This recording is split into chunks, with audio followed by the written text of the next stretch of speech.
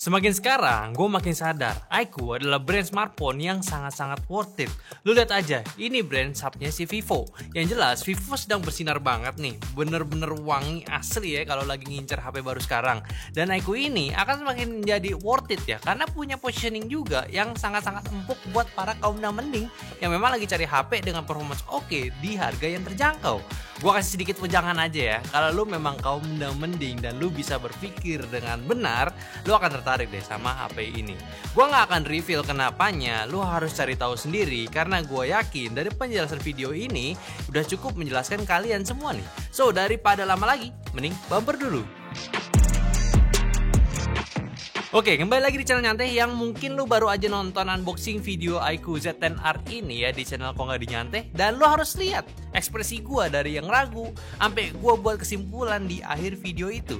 Dan iQOO Z10R ini jadi HP yang bener-bener menarik.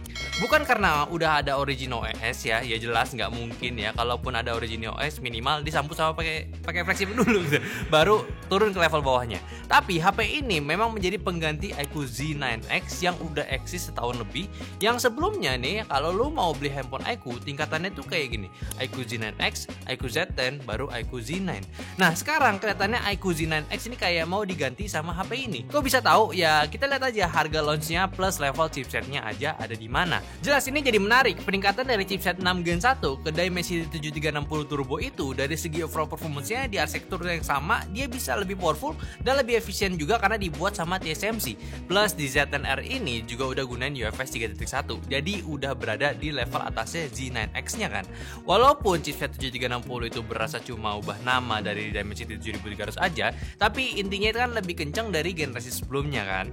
Ya jadi simpulannya sekarang iQOO Z10R itu pakai Dimensity 7360 Turbo, chipset 4 nanometer, RAM yang dikasih 8256GB, UFS 3.1, LPDDR4X punya ya. Yang performance-nya itu Antutu itu udah bisa dapat 890 ribuan, di Geekbench singlenya itu dapat 1000-an dan multinya di 2800-an. Sedangkan untuk slingshotnya di 6400-an, wildlife-nya itu di 3100-an. Kalau stabilitasnya wildlife itu bisa dapat 99% dengan base loop-nya itu di 3100-an dan CPU throttling testnya stabilitasnya itu mencapai 93%. Green flag lah, pokoknya stabil banget. Dengan performance gamingnya yang udah kita tes juga dengan standar kita ya. Dari game pertama aja langsung di Mobile Legends di grafik ultra super itu main selama 30 menit baterai berkurang 7%. Dengan rata-rata FPS di 88 dan suhu maksimumnya itu di 38 derajat Celcius aja. Sebenarnya gue udah ada bayangan sih buat gimana si ML ini di performance-nya. Dan dugaan gue bener ya, 90 FPS bisa lurus dan stabil gitu. Bahkan gue ngerasa lebih enakan di sini daripada si iQOO Z10 kemarin. Jadi kalau buat game ini sih gue udah no comment lah. Settingan frame rate-nya ultra itu masih belum kebuka, tapi ya udah nggak apa-apa. Lagian main di 90 FPS ini ya juga udah nyaman lah, bisa push rank dengan baterai yang terbilang irit juga. Lalu game kedua yaitu Honor of King. Di settingan grafik ultra max-nya main selama 30 menit baterai berkurang 7%. Dengan rata-rata FPS yang didapat itu 110 dan suhu tertingginya di 39 derajat Celcius.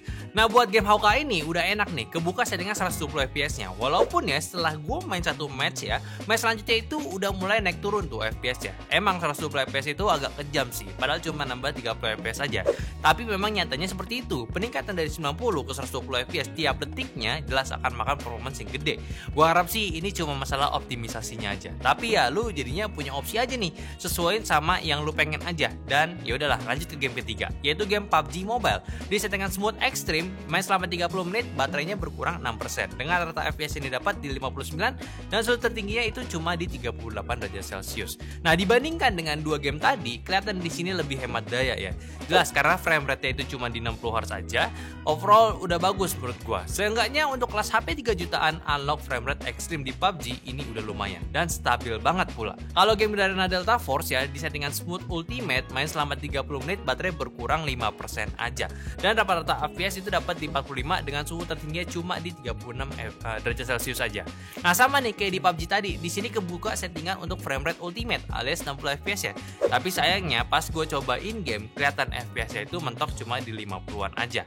Ya memang Delta Force itu jauh lebih berat dibandingin PUBG, tapi ini nice lah, masih cukup aman buat dimainin. Lalu game terakhir yaitu Genshin Impact di settingan medium 60 FPS main selama 30 menit baterai berkurang 7% dengan rata-rata FPS di 42 dan suhu tertingginya itu di 40 derajat Celcius. Selama gue main 30 menit, HP ini jelas nggak stabil ya buat main di settingan medium 60 fps. FPS-nya rada naik turun, tapi seenggaknya ya nggak begitu patah-patah lah. Jadi saran gue sih kalau emang mau stabil banget gameplay lu, mending turunin aja grafiknya ke lowest. Tapi main di medium pun sebenarnya juga udah enak sih, dan suhunya pun juga aman. So dengan spek yang dikasih sama iQOO kali ini, level buat main gamenya itu masih playable semua. Dan memang ya kayak game yang agak berat kayak Garena tadi ya nggak maksa jadi setting medium 60 fps. Jadi buat game open map dan juga intense better ya lowering setting aja lah. Tapi memang ya untuk fitur-fitur game di handphone ini masih cukup terbatas. Yang dikasih sih yang standaran aja, kayak untuk performance mode diubah menjadi monster mode tetap ada. Dan untungnya pun juga ada bypass charging ya, udah ready ya. Jadi kalau lu mabar tetap bisa lanjut main tanpa harus pusingin dari segi baterainya. Cuma sih kalau baterai nggak usah dipikirin lagi lah harusnya. Kayak 6500 mAh Blue Volt baterai sama 90 watt flash charge-nya ini udah besar banget dan terlalu baik malah buat di harga 3 jutaan ya. Udah tinggal pakai aja teknologi silikon karbonnya si Vivo ini dan juga iQOO. Jadi kurang apa lagi? Performance harganya oke ya, baterainya gede oke juga ya, kayak layar. Nah, udah upgrade juga dari level IPS sekarang naik ke AMOLED 120Hz di resolusi Full HD+. Juga dengan tingkat brightness di 1300 nits SBM-nya, ready HDR10+, terus juga sama Netflix HDR juga udah aman. Dengan panel layar yang udah flat juga, ya udah cukup nyaman kalau lu lagi main game, gak keganggu layar sama lengkungannya. Dan kalau dipakai buat sehari-hari, ya ini terang juga sih, udah nggak ada masalah sama sekali, udah standar HP yang nyaman untuk dipakai aja. Multitouch-nya aman semua, udahlah di level 3 jutaan, udah super aman nih handphonenya. Bener-bener udah nggak pakai IPS lagi, dan AMOLED-nya tergolong terang buat dipakai di luar ruangan. Yang nggak ada yang perlu dikomen lagi lah intinya. Speaker stereo juga, udahlah handphone ini tuh super aman jaya lah buat sekedar experience. Bahkan kalau kurang, masih ada tuh volume booster 400%. Dan ya handphone ini masih Vantage OS as unboxing kemarin. Cuma karena sudah ada Origin OS secara global dan kemungkinan banget Indonesia pasti bakal bagian, ya HP ini pun akan kebagian juga. Ekspektasi di first half tahun 2026 lah. Makanya ini masih rekomen banget. Dan gue udah coba pula, jelas Origin OS itu menarik. Apalagi kalau udah disuntik ke iQOO. Nah untuk varian handphone ini kabarnya ada 3 ya. Ya ada yang gue pegang, terus juga ada 818 dan juga 12256. Tapi sih saran gue ya ambil varian yang tengahnya aja kayak HP ini, karena dari segi RAM 8GB masih sweet spot banget dan better storage aja lebih besar di 256GB. Sedangkan kalau 12GB itu ya lu pilih misalkan kalau lu memang heavy user banget, suka buka banyak aplikasi. Nah kalau desain udahlah, desain handphone kayak gini udah dikatakan desain yang paling aman, gak aneh-aneh, timeless juga, dan yang terpenting ya dipakainya itu enggak norak. Back panelnya matte jadi lebih clean looks, lu bisa pakein juga case bawaannya buat ngejaga handphonenya agar tetap awet, dan kamera bumnya pun juga udah cakep pula. Simple namun tetap ada aura lightnya kayak di Vivo. Ya flash handphonenya lah. Secara build quality ini udah oke banget. Di tangan juga solid, gak kerasa kopongan, ada standar military grade juga dengan rating HP-nya ini udah mencapai di IP65. Ya udah bagus lah. Tapi memang belum tahan air sampai ke jebur ya. Tapi nice lah sekali lagi. Setidaknya kalau jatuh ini masih lebih aman. Utilitas juga lengkap, jelas dari koneksi udah 5G, terus WiFi Bluetooth nggak ada masalah, ada NFC juga, terus sensornya lengkap juga. Ya udah nggak ada yang perlu dikomplain lagi lah bagian ini. Dan yang terakhir juga nih, yaitu soal kamera. Ini menarik nih. Main kameranya 50 megapiksel Sony IMX882 dengan aperturnya f2.4.5, 2.45 dan ultrawide-nya 8 megapiksel. Gak ada kamera gimmicknya. Gokil ya. Secara hasil HP-nya ini masih tergolong punya warna yang natural. Tapi malah awalnya gue expect gambarnya bakalan biasa aja kan. Ya karena ini handphone 3 jutaan dan utamanya soal performance kan. Nyatanya enggak juga. Hasilnya masih bagus. Memang enggak seistimewa racikan kakaknya ya si Vivo, tapi ini standarnya aja udah bagus. Dan seperti biasa juga untuk profil warna di handphone ini ada 3, natural, tekstur, sama vivid. Lu bisa sesuaiin style foto lu dan juga ada beberapa profile stylist yang bisa lu pakai untuk eksperimen foto. Untungnya lu dapat ultrawide juga di harga segini, yang mana lebih kepake buat lu di kondisi foto-foto luas seperti pemandangan atau foto bareng-bareng. Dan juga ultrawide-nya tergolong aman kok buat dipakai. Dan secara overall dari dynamic range-nya masih bagus, warnanya nggak bikin norak, dan untuk area low light-nya pun juga nggak hilang detailnya. Secara detail pun ya masih bagus ya, ini sih bener-bener iQOO kayak dikasih racikan foto sama Vivo gitu. udah menarik banget lah, nggak jomplang jadinya untuk hasil fotonya untuk di handphone yang jual performance. Kalau untuk perekamannya ya, videonya ya, handphone ini si iQOO Z10R ini juga udah bisa rekam 4K 30fps dan juga Full HD 60fps. Ada stabilisasi juga, dan yang bikin hasil video ini jadi lebih baik lagi. Untuk hasil perekamannya pun juga udah oke, warnanya rapi dan detailnya masih jelas juga. Ini ya overall oke banget lah. Gue udah ada di pinggir jalan ya, mau sekalian ngetes buat kamera depannya sama mic-nya. Gue belum ngecek lagi sih, ini suaranya bakalan kayak gimana kalau di pinggir jalan. Ini ada suara-suara mobil, ada suara motor. Lu nilai aja lah sendiri lah ya. Aduh, kandung. Tapi buat kualitas kamera depannya sih oke ya. Nih muka gue kelihatan natural. Muka gue kelihatan natural. Tone warna gue juga nggak lebay-lebay banget lah ya, nggak terlalu putih, tetap kuning langsat gitu ya.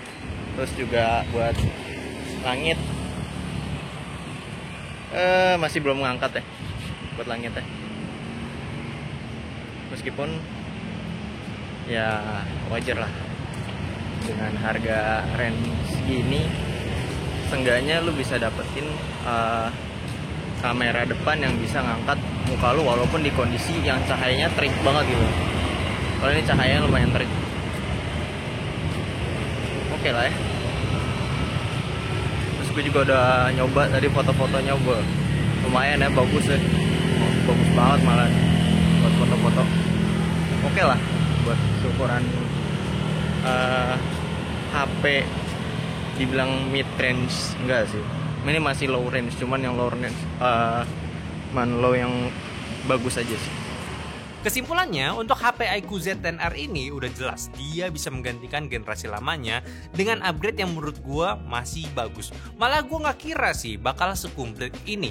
Concern utama gue sih dari SoC-nya aja yang udah gunain Dimensity 7360, which is ini chipset mid-range yang performance-nya udah oke buat di kelasnya. Memang ini masih rebranding dari 7300, tapi bukan jadinya chipsetnya itu jelek. Malah ini chipset yang paling aman lah, dan sekarang ada di harga yang lebih terjangkau lagi. Di level brand ini loh ya. Ya udah semakin menarik gak sih ya? Apalagi di harganya, paling lawannya cuma dari brand sebelah yang sebenarnya masih kasih harga yang lebih tinggi. Itu pun bukan main di ranah performance.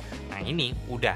Jadi iQOO Z10R ini udah bisa jadi teman gaming handphone lu buat seharian. Settingannya kebuka ya, lancar juga, dan baterainya juga benar-benar gede ya. Bisa ngemanjain lu dari pagi sampai malam, ditambah daya charging yang kenceng juga. Kayak bener-bener kayak lu gak dikasih waktu buat ngelepas handphone lu, cuma kayak tinggal ke kamar mandi aja baterainya udah balik penuh lagi. Udah sih, ini menarik ya, apalagi sebentar lagi kan ada Origin OS. Gue yakin lu akan lebih puas setelah dapat update-nya. Tapi yang pasti bisa lu dapat sekarang kalau lu beli masa pre-order handphone ini di 23-29 Oktober, lu bakal dapat iQOO Buds One Eye ya, sama extended warranty 12 bulan. Jadi totalnya untuk HP ini dapat 2 tahun warantinya. Cuma balik lagi ke awal video yang awal tadi gue udah mention, kira-kira HP ini semenarik apa? Lebih worth it dari beli handphone apa? Ya harusnya lu udah tahu dong. Jadi jangan lupa buat diskusin semuanya di kolom komentar, oke? Dan yang terakhir, silakan kalau nggak tahu jawabannya apa ya tetap aja diskusi di kolom komentar. Tapi kalau kalian mau beli langsung aja cek YouTube Shopping kita atau cek di deskripsi kita, karena udah kita pilihin toko-toko yang terbaik buat kalian beli. Dan yang pasti juga jangan lupa untuk follow semua sosial media kita ya, di Instagram, TikTok, Facebook, Discord. Dan yang terakhir, jangan lupa untuk follow akun Kok Nggak Dinyantai. Itu channel unboxing kita. Dan ya udah, sampai jumpa di video nyantai selanjutnya. Bye bye.